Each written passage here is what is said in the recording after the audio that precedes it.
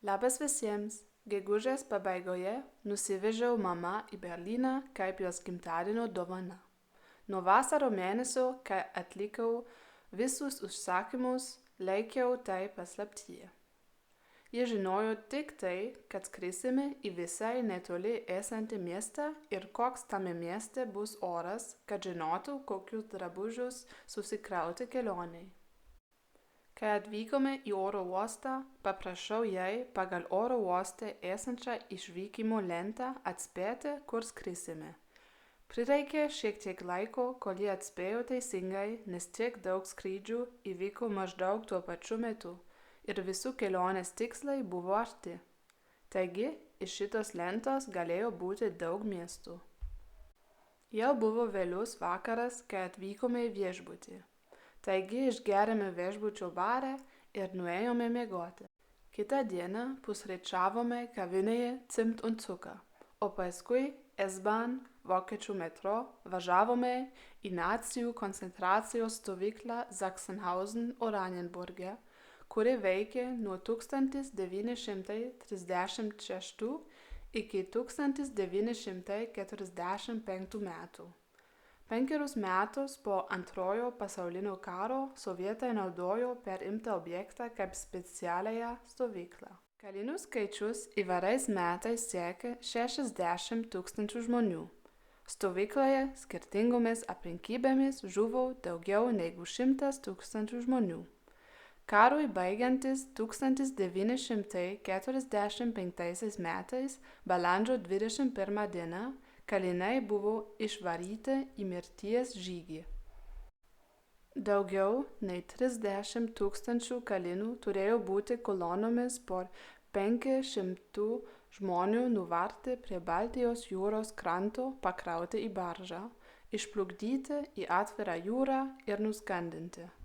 Apsilankusios stovykloje grįžome į Berlyno centrą papietauti veganiškame mėsainių restorane Veggie. Po pietų, vaikščiodama Berlyno gatvėmis, pastebėjau McLaren baro kopiją iš serijos Kaip aš susipažinau su jūsų mama. Besidomintiems aprašyme parašysiu adresą. Atėjus vakarui ruošėmės mano mamos mėgstamiausios atlikėjos Helene Fischer koncertui. Ji yra rusiškų šaknų turinti vokiečių šlagerių žvaigždė ir akrobatė. Mano mama apie koncertą nežinojo, kol prieš įeinant į koncerto vietą jai nepadavėjau bilietų. Tai jai buvo didelė staigmena.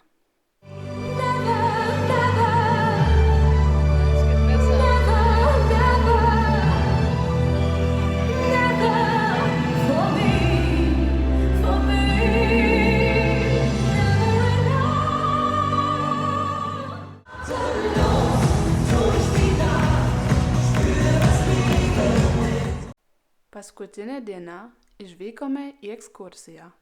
Tai buvo ekskursija autobusu iš Berlyno centro į Potsdamą, kurios metu aplankėme Sanssouci pilį ir jos sodą. Važiuodami iš Berlyno centro pavažiavome buvusią Avus lentynų trasą, kuri dabar tiesiog naudojama kaip įprastas kelias vedantis į greitkelį.